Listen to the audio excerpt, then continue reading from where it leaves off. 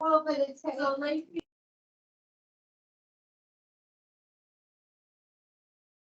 Okay, so thank you everyone for joining us today for the VOCA pre-application webinar.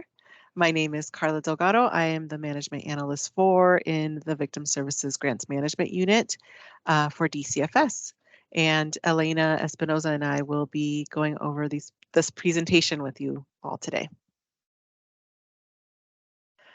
So for the agenda, we're going to cover what VOCA is, the eligibility requirements for our subrecipients, allowable and unallowable expenses, the application process. We'll go into the scope of work, budget narrative, the timeline for this notice of funding opportunity, the award notification, and then some compliance and performance reporting and subrecipient monitoring that is required. So what is VOCA? The Victims of Crime Act was passed by Congress in 1984. The Crime Victims Fund was established and is generated from fines and penalties that are paid by convicted federal offenders. So this does not come from state or tax dollars. This crime fund, or the monies that is put into the crime fund, is distributed by the Office of Victims of Crime through the Department of Justice, and it goes out to all of the states and territories in the US, and the funding is allocated depending on population numbers. The VOCA assistance funding is available for all states, and the fund helps to facilitate the development of programs to provide direct services to victims of crime. So this year, Nevada was awarded a total amount of $11,131,000. And of course, the purpose of the funding is to help support and promote quality victim assistance programs throughout Nevada. DCFS is the state administering agency that oversees the funding, and we're the ones that provide that funding to our subrecipients. And as the state administering agency for VOCA, we are responsible for ensuring that our subrecipients meet the eligibility and organizational requirements, that they meet the federal and state quality and compliance standards. We're responsible for tracking and reporting standards back to the OVC, and this is done on a biannual and annual basis. And then we also have to ensure that everyone adheres to the funding rules and regulations, which are prescribed through the VOCA rule. The funding that we received also has specific breakdowns. So 40% of the funding goes to these specific areas, the first one being domestic violence, sexual assault, child abuse, and underserved populations. The remaining 60% gets distributed for the other services that we provide to victims of crime.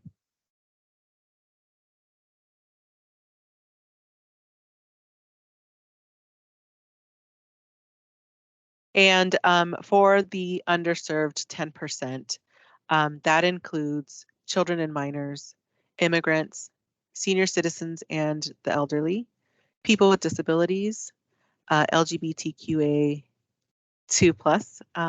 community, the tribal communities, and the homeless community.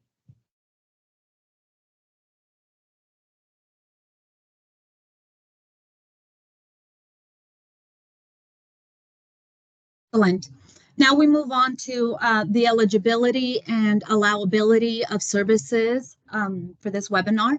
And so eligible subrecipients are the following: agencies that are providing direct services to victims of crime, those that are promoting community efforts to aid said victims, those that are promoting victim safety, that requires complying with civil rights regulations, maintaining of confidentiality as required by law. Applicants must have an active unique identity ID, also called the UEI number. They must be registered with www.sam.gov. They must help victims apply for the Victims of Crime Compensation Funding. They must utilize volunteers, and they must not charge victims for VOCA-funded services. Apologies, here we go. They must also meet program match requirements, which we'll be discussing a little further along. They must be operated by a public or a private nonprofit organization or a combination of such organizations and provide services to all types of crime victims. They must have a record of effective services delivery for victims of crime in their community. They must provide meaningful access to services by the limited English proficient speakers, those individuals that are limited in their English speaking abilities. And more information can be found at www.lep.gov. And at least 25% of the program's funding in the year of or the preceding year's award must come from other sources. Apologies, here we go. So the usage of VOCA funds, as Carla first mentioned in the beginning, is that these funds are available to subrecipients to provide direct services to victims of crime. And they must provide the services to victims of federal crimes on the same basis as to the victims of crimes under state or local law. Now we move into the category of allowability and unallowability. This is part of the VOCA rule in the CFR 94.120. And these are the allowable costs for activities supporting direct services. The provision of immediate emotional, psychological, and physical health and safety, personal advocacy and emotional support, mental health counseling and care. Allowability is also towards programs with a peer support focus. It also exists for the facilitation of participation in the criminal justice system and other public proceedings arising from the crime. Allowability costs also includes legal assistance, forensic medical evidence collection examinations, forensic interviews, transportation, public awareness, transitional housing, and relocation.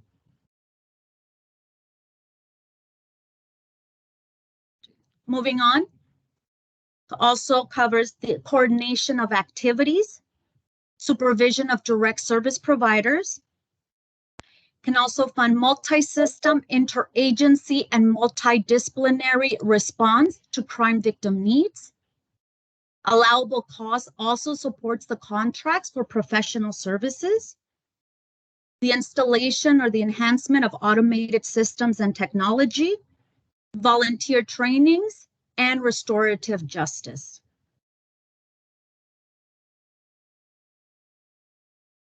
In terms of the administrative aspect, these are the allowable administrative costs. Personnel costs, direct services to those personnel and staff that are providing this direct service, skills training for staff, training related travel, organizational expenses, equipment and furniture, operating costs, the leasing or purchasing of vehicles, the maintenance, repair, or replacement of essential items, and project evaluation. Now we move to the other side of this, and these are the unallowable expenses, unallowable costs. Are not permitted to lobby, to engage in research and studies under VOCA funded activities. Unallowable is also the active investigation and prosecution of criminal activities, except for the provision of victim assistance services, such as emotional support, advocacy, and legal services. Unallowable cost is also fundraising, any capital expenses, which may include property loss, real estate purchase, or mortgage payments, compensation for victims of crime, medical care, and salaries and expenses of management, which may include salaries, benefits, fees, and other expenses incurred by, for example, executive directors, board members, or other administrators. Now we will now engage into a discussion as to what the application materials look like. Carla? Okay, so the application is, you should have received it. If you're on our listserv, it was emailed out to you. If not, please reach out to Elena and I through the email that's on the bottom of the slide, nvvictimservices@dcfs.mv.gov, and we can send you the editable versions of each of these items so that you're able to submit your application. So the first thing that comes in the application packet is the checklist, and this does not need to be submitted. It's just simply a checklist to help you ensure that you have all of the pieces that need to be included when submitting your application. Section 1 is the actual application form, and you will be answering questions in regards to what you're proposing, agency information, and different things like that. Section 2 is the proposal summary, where you will describe what you are proposing to do with the funding that you receive or may be receiving in this application award period.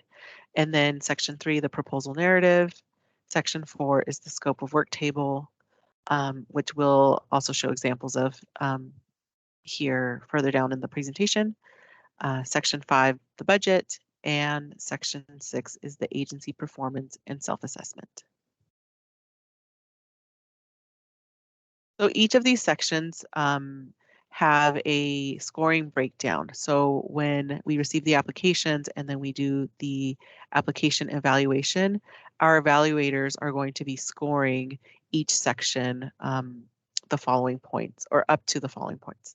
So the proposal summary can receive up to 5 points. The narrative, which includes the overview, the statement of need, proposed services, goals and objectives, availability and accessibility of services, community coordination and collaboration, vicarious trauma, and the sustainability piece is worth 95 points. The scope of work is worth 30 points. The budget is 50, and agency performance is 20. So the total amount of points that an agency can receive is 200 points for their application. With the scope of work, there needs to be a clear and concise description of the services that will be provided with the grant funding. This helps to assist the Evaluation Review Committee in understanding the agency's plan for the proposed use of the fund in an easy at-a-glance format.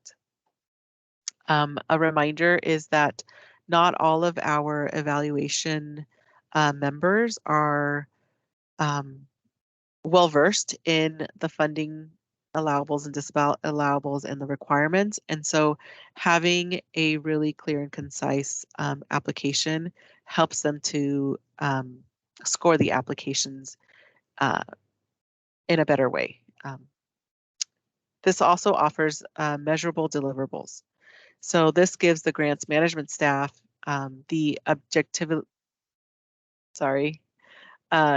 it helps us to objectively measure if the program is meeting its goals and objectives when we, after the awards have been subgranted out, and this is how we will monitor how the program is doing with meeting those goals and objectives.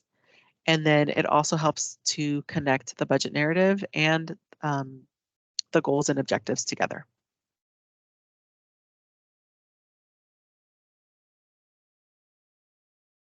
So here's an example of the scope of work table. You'll add your information where the red font is. You will identify each individual goal and have a section where you include the target number of the number of victims or the number of classes or trainings that you're hoping to accomplish in that award period. The objectives that need to be made in order to be able to reach that goal, the activities, and when you think that the goal will be completed by, if it's not the entire award period. Um, Also, any documentation that's needed for measurement. So do you have anything that helps to show that the objective was accomplished?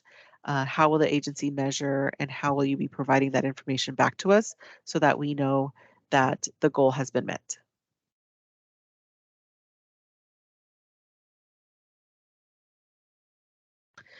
And now we'll go into the budget.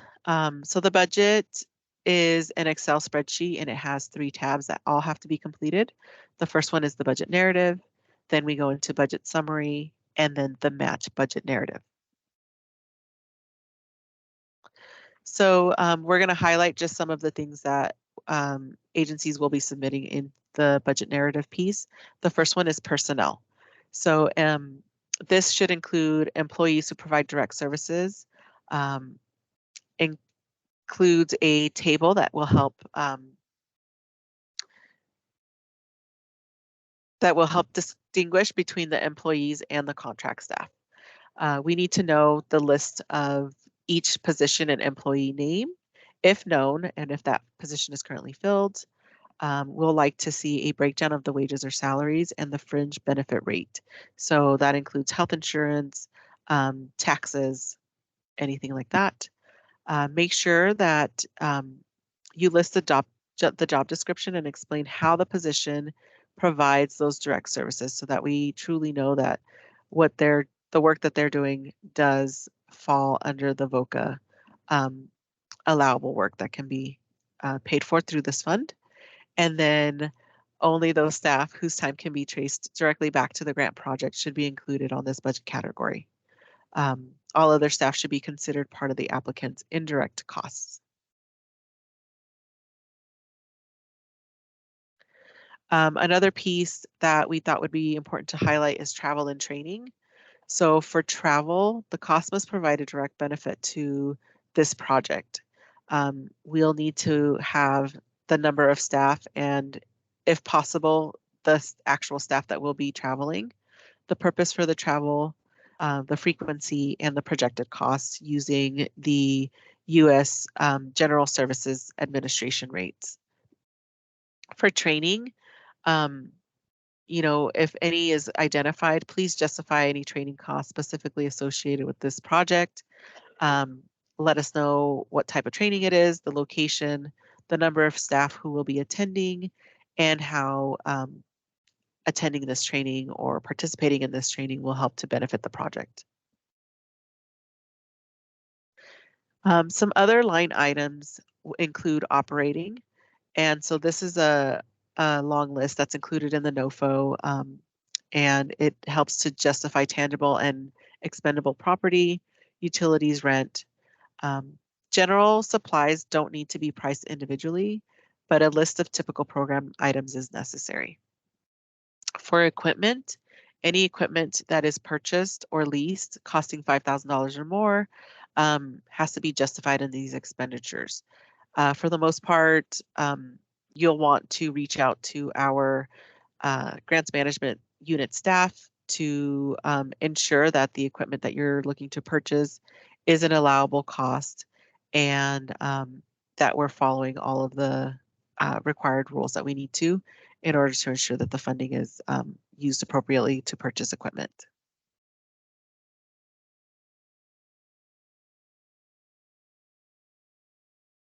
If you have contractual or consultants in your agency, we need to be able to understand who the project workers are that are not employees of the agency. Please clearly explain the need or the purpose of their role in the agency, and clearly identify and justify these costs.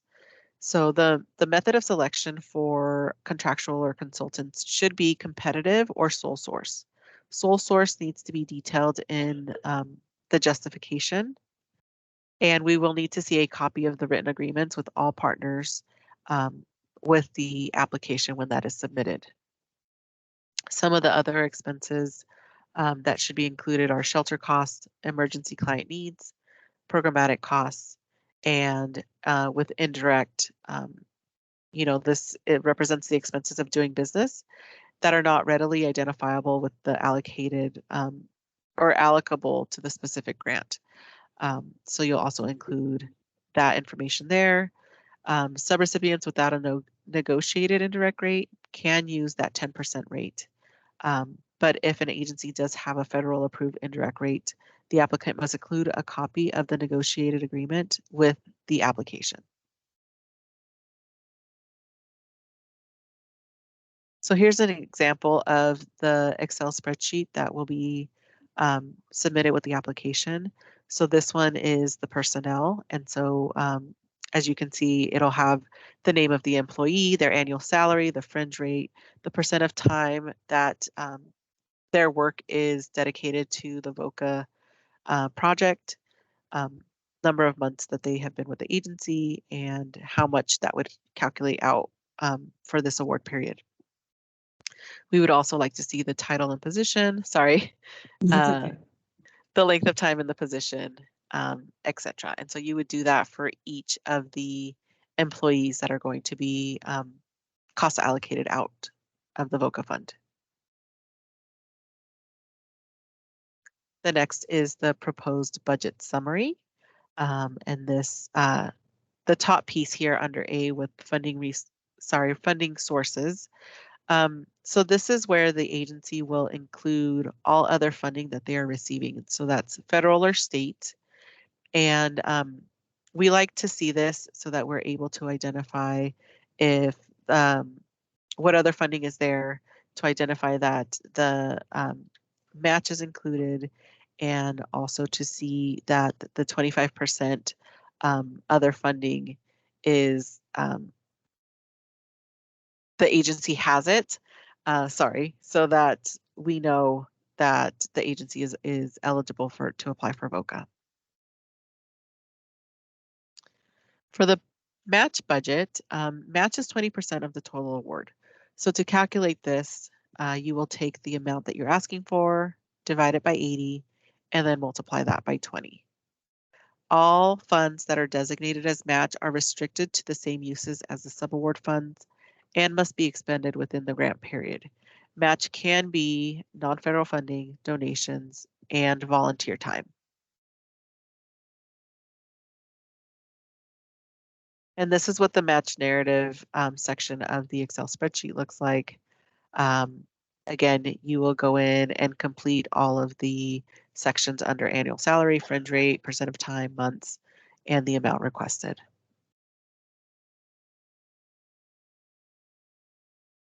Excellent. Thank you, Carla. Now we move on to the timeline, the next steps moving forward, calendar-wise. So the NOFO was announced last Friday. It is now posted on our website as well.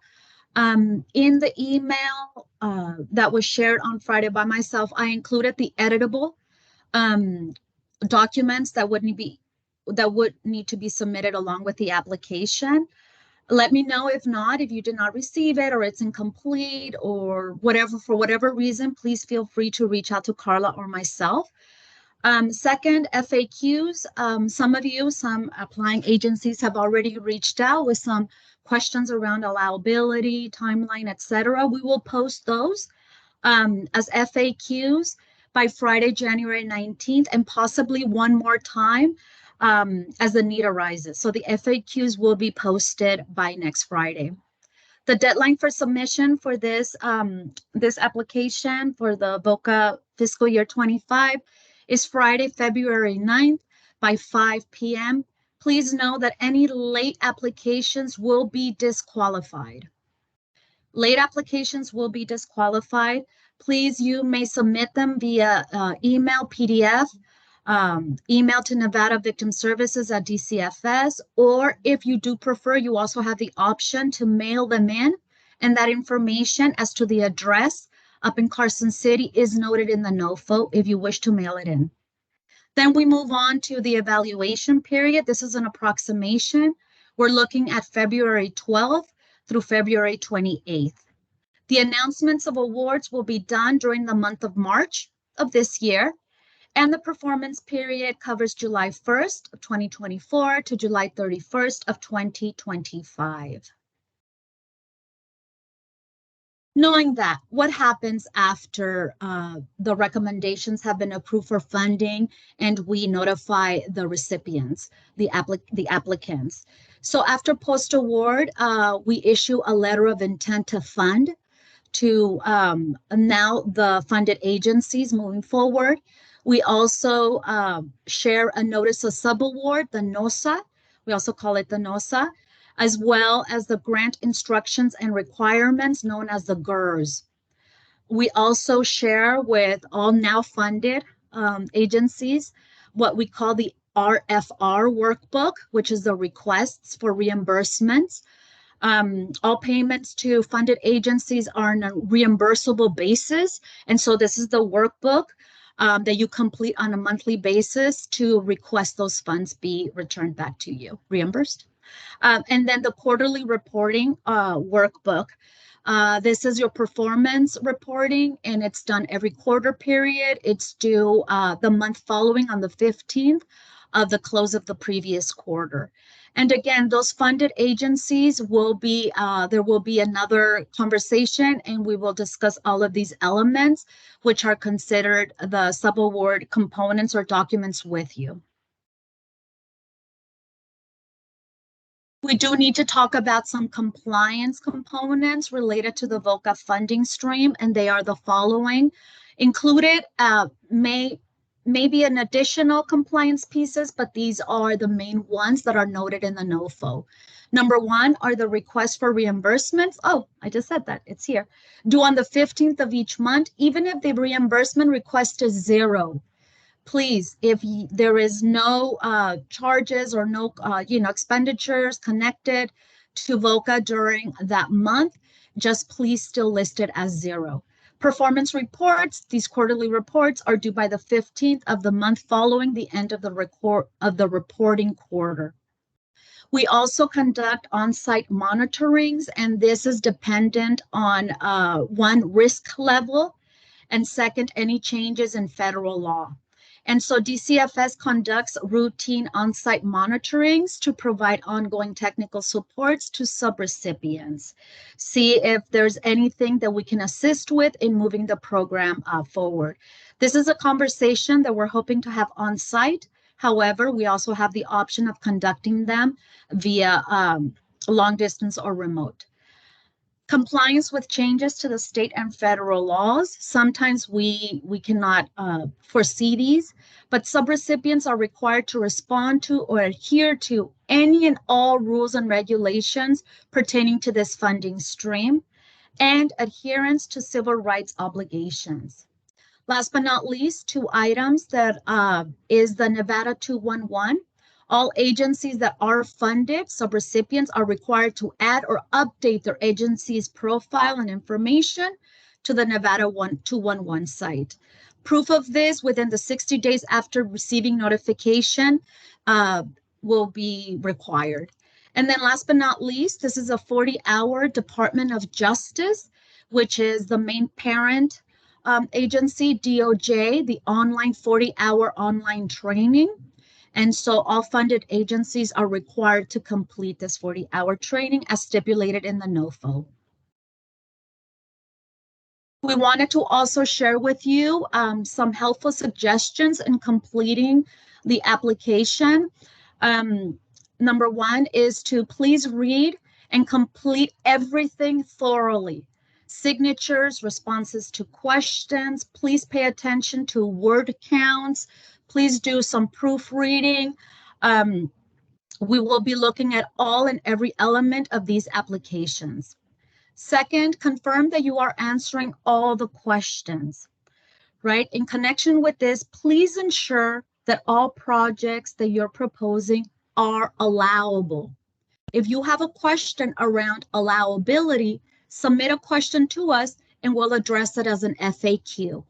Please, please, please ensure that all this is allowable. Otherwise, the application will be disqualified. Memorandums of understanding.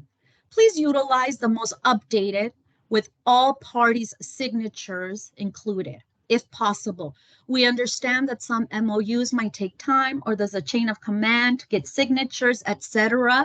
MOUs, we also specified specific letters of intent to collaborate, but we really do like the MOUs updated and signed if possible. And then make sure that the data and the research that you are using, that you are basing your need and demonstrating how you're covering that gap is relevant and up to date. We are looking for evidence-based data, evidence-based research that substantiates the proposal that you are presenting and moving forward. Please, all data and research up to date and relevant. We've also shared with you some additional resources that can help you with these pieces or direct you in the direction of where to find more help. And that would be the OVC website, as well as the VOCApedia, which is essentially a resource for administrators, but we're sharing it with everybody, as it offers some deep dives into allowability and ways to approach grant writing approaches. Sorry, that was redundant. So these are some helpful suggestions. On that note, we want to ask if there are any questions on the floor. If we do not have the answer for you just yet, we will do our due diligence and try to find the answer from our partners at the federal level, and also included in an FAQ. Are there any questions? I don't have my chat up, so I don't know. Let me pull it up.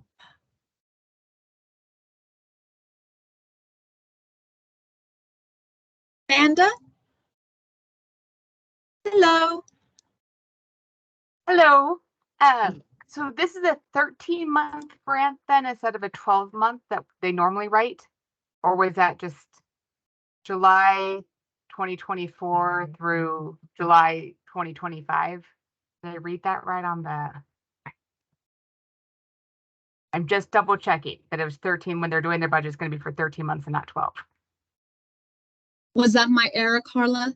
The way I understood it, it's 12 months of performance period, and I believe 1 month for closeout, for closing everything and touching base to see if there's any loose ends.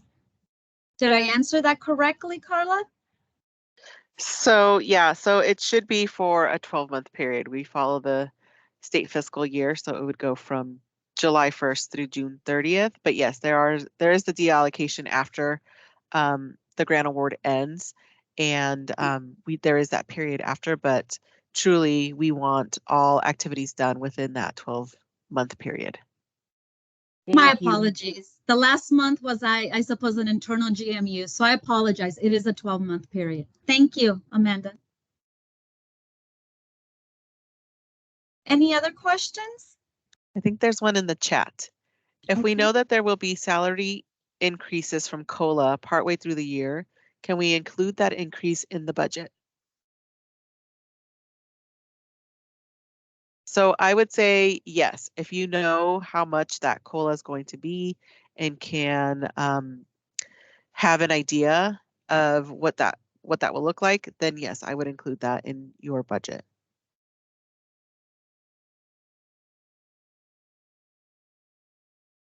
You're welcome.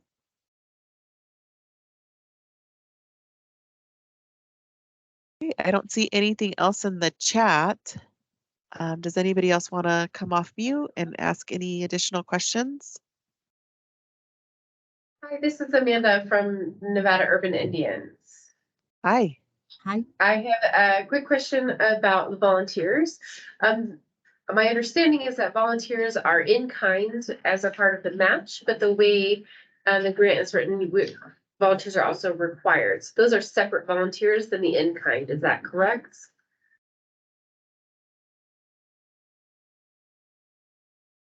Elena, do you know? I think this is one that we might have to do some research on just so that we can ensure that we're giving you the right answer. Thank you. Thank you, Yeah, Samantha. thank you for asking. Yes.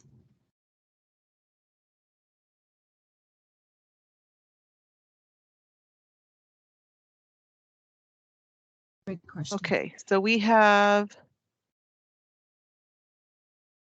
Oh, Christine added about the extra month. So she stated that in the past, we have added on that extra month in order to help with the prorating for the months between the grant start and end days. So we'll double check and also provide additional guidance if that additional month is going to be used for prorating or if we're going to stick to a 12-month basis. And then one other question, do we write based on current need or do we need to be concerned of VOCA reductions? So you want to do your application based on current need. You know, that'll be valuable information that we will use for data gathering in the future. But please, yes, do it on current need.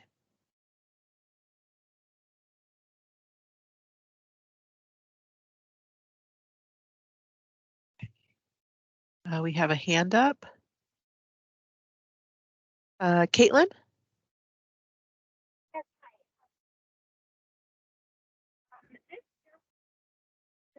Ooh, we can barely hear you. We can't hear you.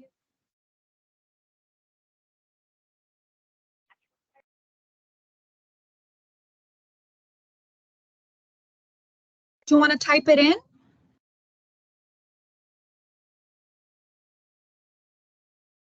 Yeah, we can't hear you, Caitlin.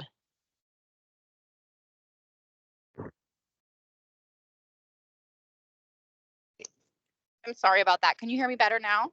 Yes. Okay, perfect. My question was just, is there an option this year to waive the match requirement like the past years or not this year?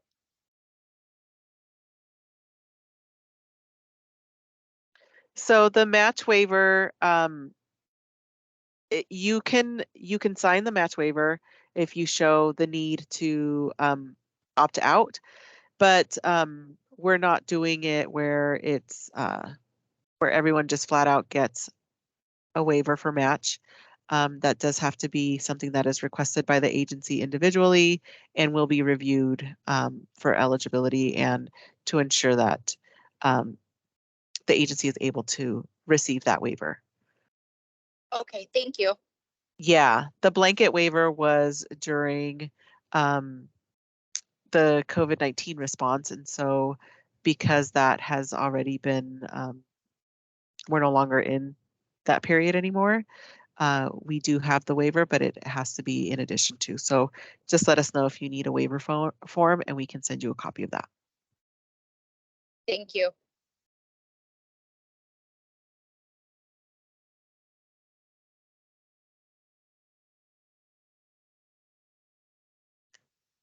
Okay, anyone else?